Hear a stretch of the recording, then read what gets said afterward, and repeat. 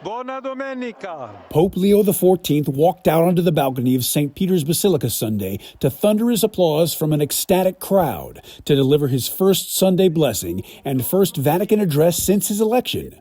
Officials in Rome prepared for 150,000 people to gather in St. Peter's Square.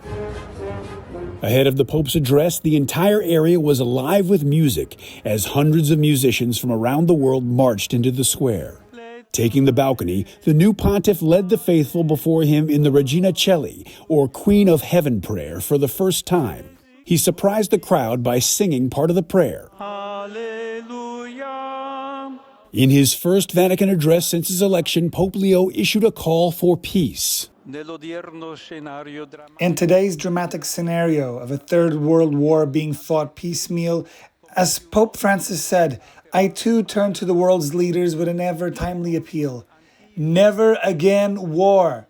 The Pope called for peace in Ukraine, a ceasefire in Gaza, as well as humanitarian aid and the release of hostages. He also said he welcomed the announcement of the ceasefire between India and Pakistan.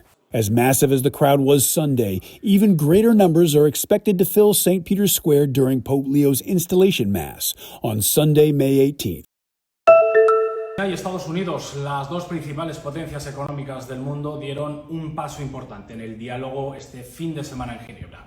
El viceprimer ministro chino, He Lifeng, aseguró el domingo en una rueda de prensa que la reunión de alto nivel entre ambas delegaciones fue, y citamos, profunda, sincera y constructiva.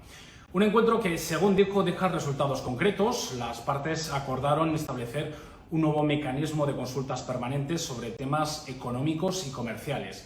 Aunque los detalles se conocerán oficialmente este lunes, en una declaración conjunta, He adelantó en una rueda de prensa que se alcanzaron varios consensos clave y que ambas partes se mostraron dispuestas a seguir trabajando juntas para resolver diferencias de manera equitativa. En un momento en que la economía global enfrenta incertidumbres, este acercamiento entre Washington y Beijing se ve como una señal positiva.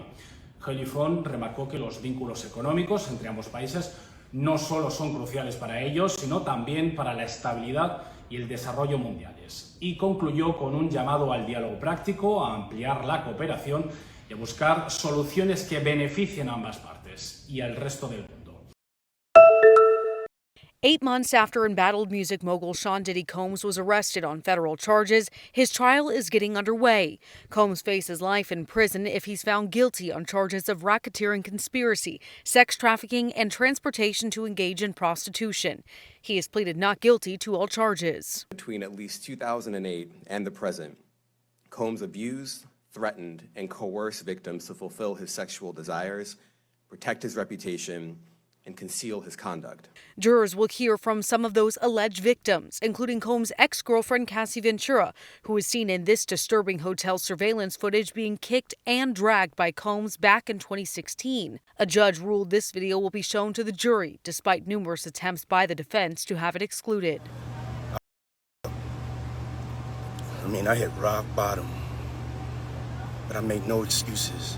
My behavior on that video is inexcusable. Ventura is referred to as Victim 1 in the indictment, but will testify using her real name. Prosecutors allege Combs coerced her and at least 2 other women into having sex with him and male prostitutes, according to the federal indictment. Combs' attorneys have argued the sex was consensual. The indictment alleges 2 federal searches of Combs' homes where law enforcement seized various items used in sexual encounters known as freak-offs, including narcotics and more than 1,000 bottles of baby oil and lubricant.